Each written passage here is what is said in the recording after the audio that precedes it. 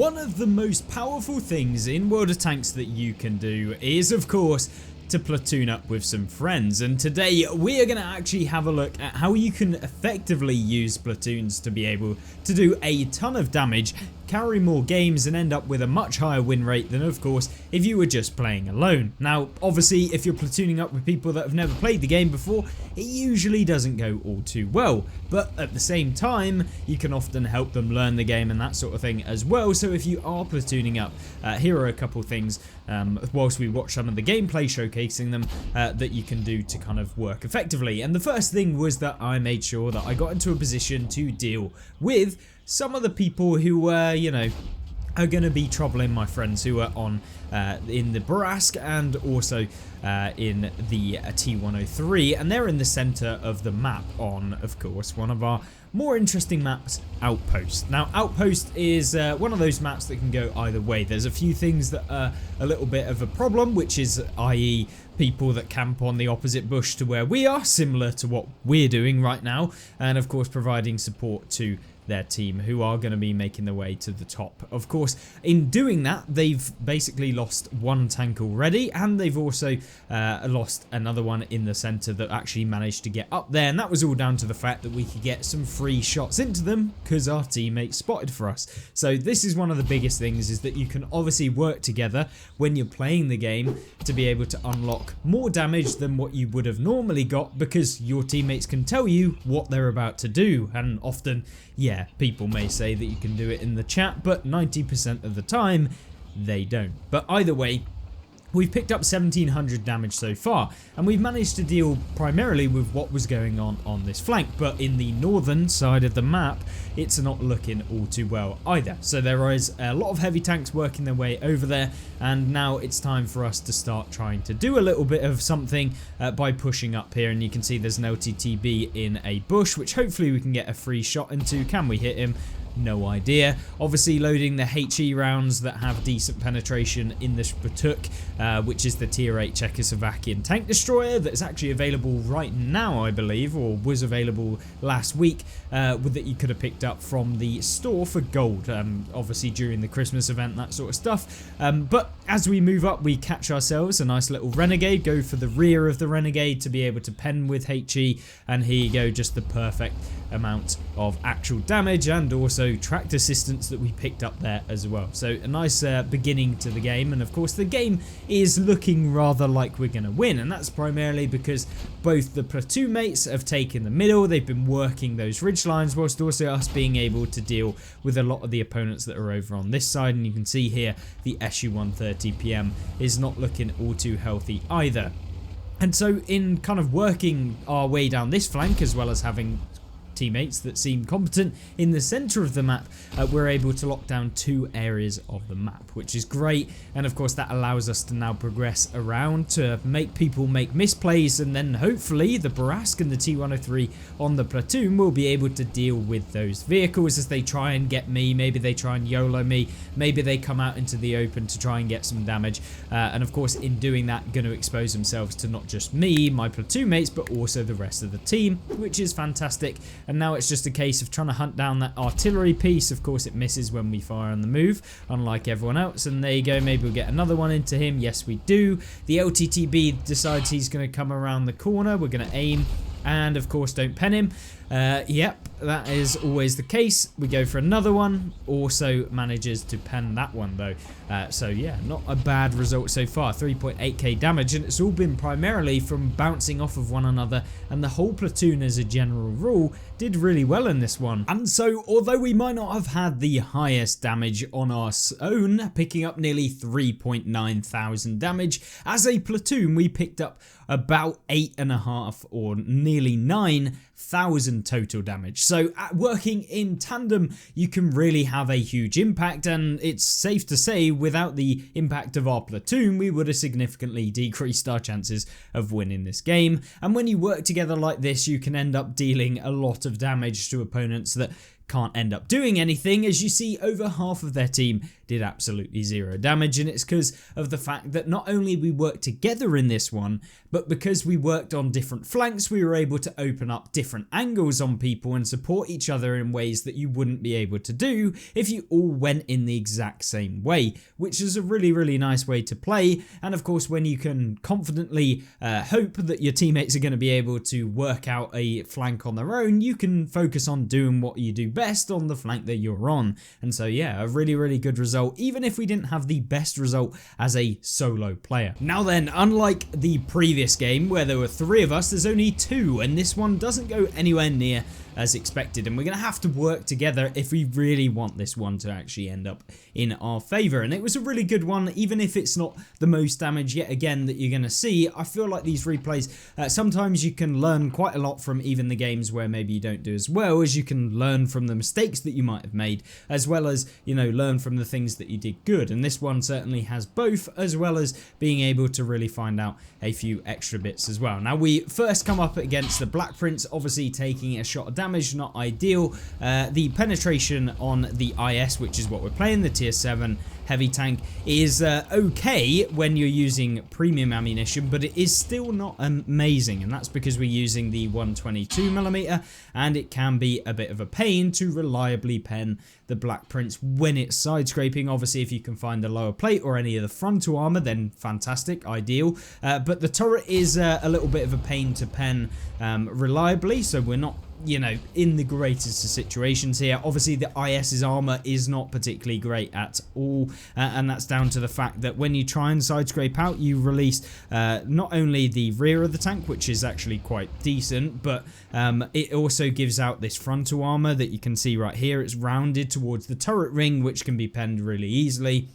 And the turret of the IS isn't great either, and can probably just be penned straight through it. So you've got to be very careful when trying to use a tank like this, and you definitely don't want to be 300 hit points down and having done 0 damage. But don't worry, because this game does pick up. Now, you're seeing over here our friend in the FSV, and when you've got a teammate that's actually somewhat competent in this game, you can start doing things like what I'm about to do here. Now, because I know that the Black Prince can sit there and side scrape, he is going to be a bit of a problem, and so we need to actually start doing something. Now, because of the fact that our teammate's kind of being held up by the Staghound here, we try and deal with this guy. Now, the only thing that we had to be kind of careful of was anyone over on the other side getting a side shot into us, or anyone YOLOing around the corner to try and get hit.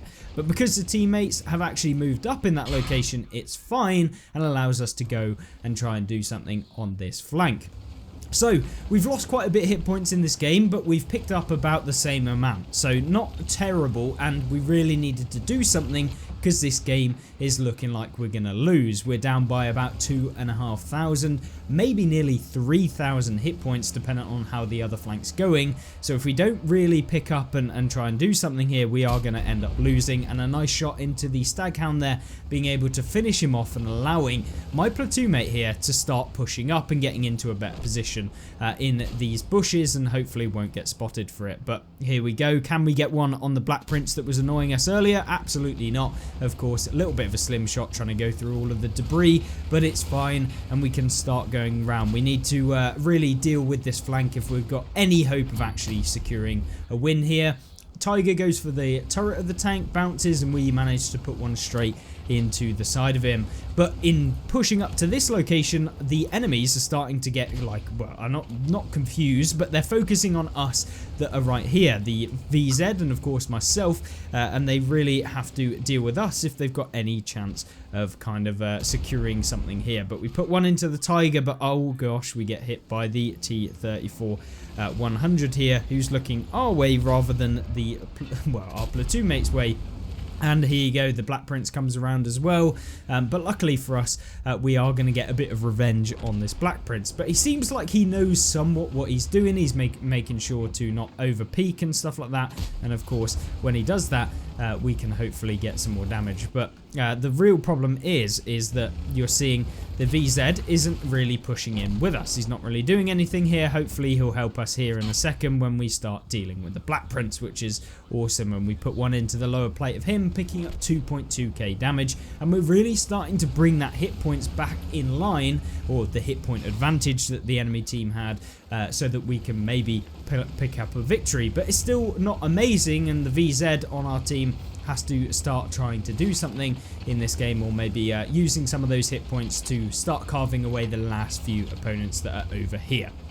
But there is a few tank destroyers left in this game. We have, of course, got the Black Prince as close as he can be, but there's most likely gonna be someone over in the bushes at the back, like a TD camping or whatever. Now the VZ decides to try and use some of those hit points, pushing up and trying to get rid of the Black Prince, but obviously one of the most dangerous things about doing that is you can open yourself up to people like the Basotto, for example, and that could be a bit of a pain. He went for the VZ but ended up probably hitting me. That's what it looked like, which is a bit unfortunate, but you know, it does happen from time to time. And with the Black Prince now reloading, we gotta try and get one into him, hopefully, and of course it bounces into the side of him. Maybe we hit the spaced armor there, but he's making a push towards us. We've got to ensure that we do get the hit on this guy if we want to secure anything here. And here you go with the frontal armor of the Black Prince available to us. Easy pen with those APCR rounds. And ooh, a KV-1S tried to take us out there by coming from behind, but our friend in the artillery piece here manages to actually get him out of the game, which is a very, very novel appearance from the artillery when they actually help you out rather than take you out of the game.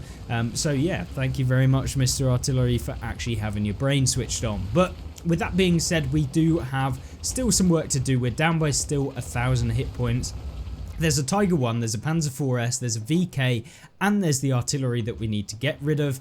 Of course, the artillery could be anywhere. Maybe he's ran, maybe he's changed positions. We don't know at this point.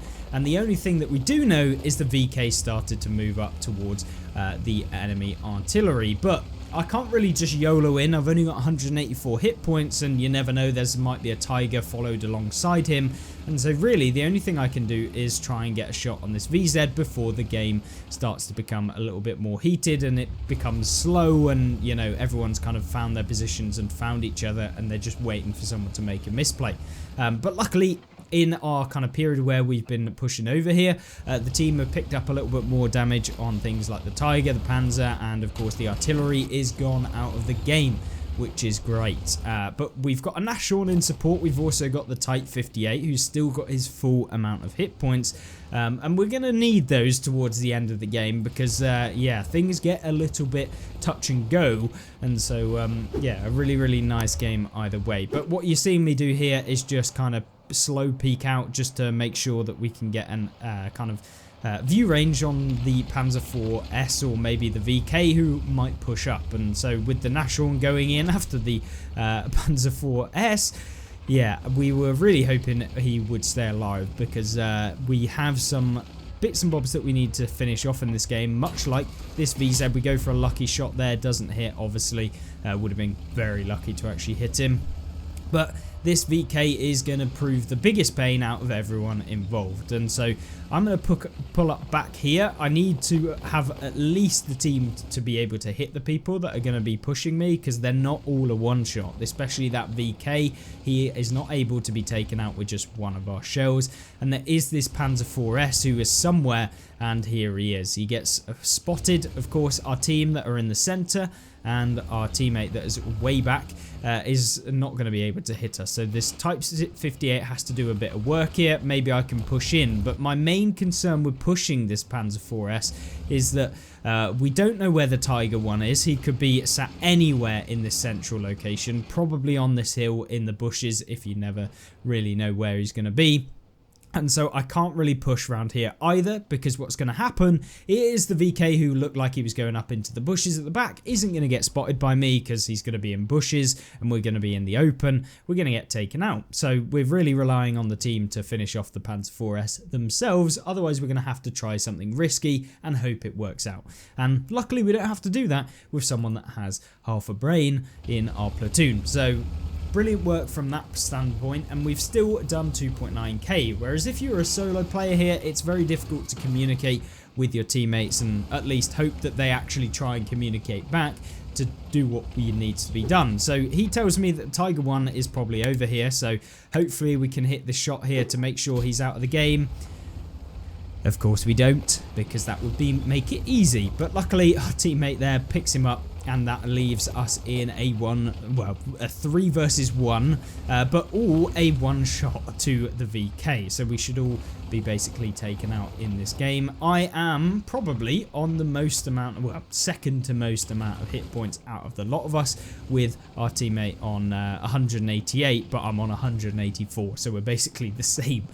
So with that being said, we really need to at least all push together if we want to take out the VK, or hope to spot him without us spotting back, but that's highly unlikely, and for the most part probably not going to happen.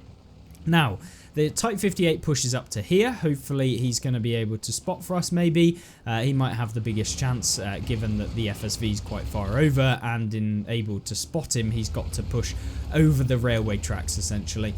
So yeah, in me basically pushing up, I'm hoping that maybe I can go over into the center. Maybe we can get just a weird line of sight through one of these buildings or something to find out where he is. But I just quick peek this, just seeing whereabouts he is, and we do get spotted there, which means that he's probably in one of these bushes from like this point over to here. So I ping for my teammate, maybe he can blind fire this guy, maybe he hits, maybe he doesn't, you never know, and so that's why I pinged it. So this is stuff you can do if you do platoon up with people, and it makes it quite interesting to kind of do things that maybe are less selfish than you would do when you are playing in as a solo player. And obviously you can do things like that, whereas you can't do it with a lot of other kind of vehicles. Now we get spotted somehow here, and I was not expecting to get spotted, hence why I'm looking over here thinking maybe he's actually pushed up to like a bush or something weird over here. But yeah, I genuinely was surprised that we got spotted, because I mean it's all hard cover, there's not really a whole lot of angles that they could have maybe spotted us through any of these buildings behind us, and so yeah, it was a strange thing to get spotted there, so hence why I was a bit worried that he'd be coming over. Now I ping again, this is just so that my platoon mate knows exactly where to hit, and so he's just been blind firing a couple shots into the bushes hoping to hit, and so far nothing looks like it's done a whole lot. But the Type 58 hopefully in a second is gonna try and go and spot this VK as he starts moving up. So the Type 58 gets taken out by the VK. That allows us to pull around the corner and fully aim, and it actually hits, which is definitely once in a long time where the shot that needs to hit actually hits.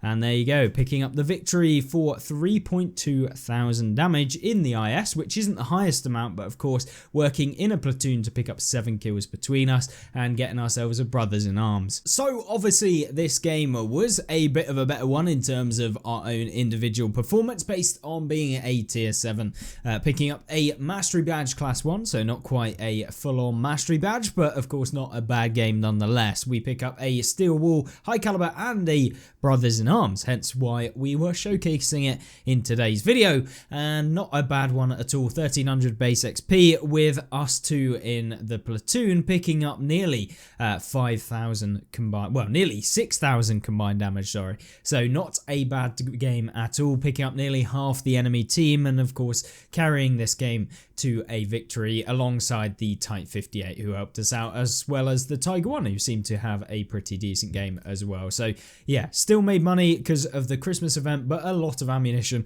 on premium ammunition, I guess, a lot of silver on premium ammunition in this game. But either way, a really good way of being able to grind through and win the game, even when everything doesn't go too well. Hopefully that gave you an indication as to how you can platoon up, as well as some gameplay examples, and I just really want to focus on hopefully creating a community, and maybe we'll even make a clan sometime soon that you can all join. So yeah, stay tuned for that one, and if you want to watch another video on some really good underrated tank, then this one on screen is the one for you.